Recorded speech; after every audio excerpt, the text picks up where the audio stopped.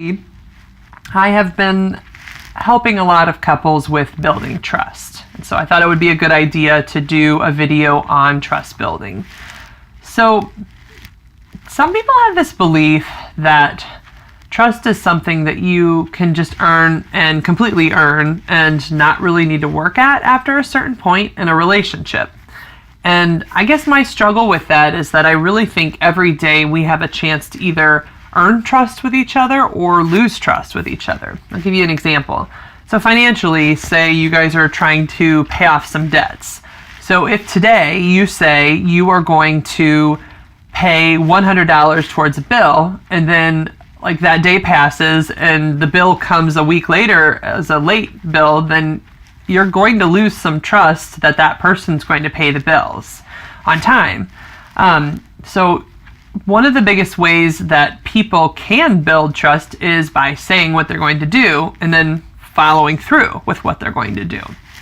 And you do have to be somewhat careful about what you say, because if you say something and you don't follow through, then you do lose trust with your partner.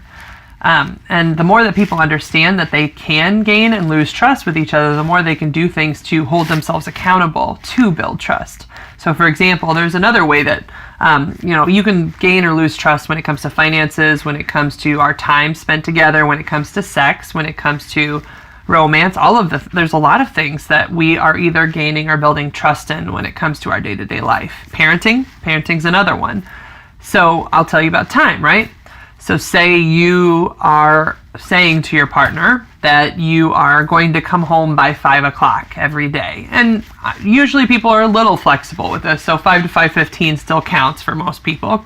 But if regularly you say, I'm coming home at 5, and you come home at 5:30 or like 6 or 7, or sometimes you don't even get home till 9, people are going to lose trust in you and your ability to stick to, one, your word, but also with your time management, stick to your time management.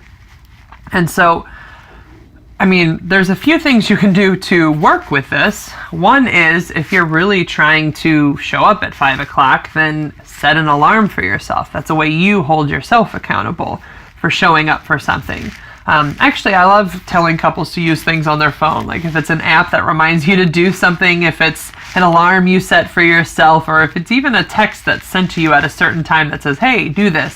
Find ways to be accountable, but it's not your partner's job to make you accountable for your actions. They will call you out probably if you don't do what you say you're going to do, but really it's your job. So if you say you're going to do something and you find yourself struggling to follow through with what you're doing, then you need to set up ways to be accountable so that you can do what you say you're going to do. Because as soon as you say you're going to do something and then you don't, then it has a way of making you lose trust.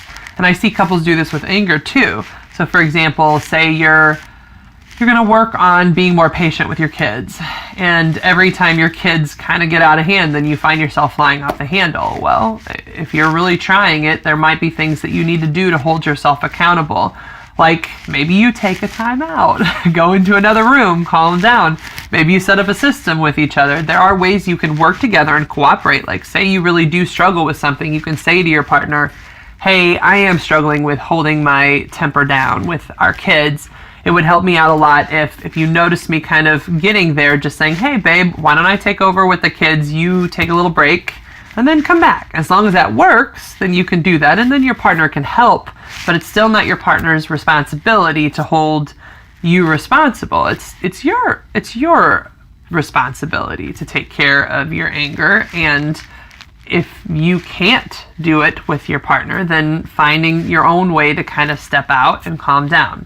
But so the big thing that all of us need to understand is that trust is something that is building and growing over time.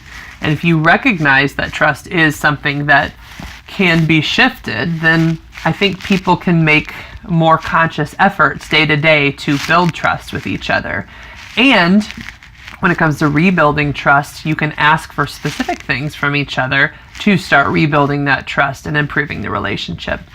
Hey, if you guys find these tips helpful, please do subscribe to my YouTube channel, or like or share them with other people, because that's how I get known. And if you ever need therapy, please contact me at www.therapistsinstlouis.com. Bye. Have a great week.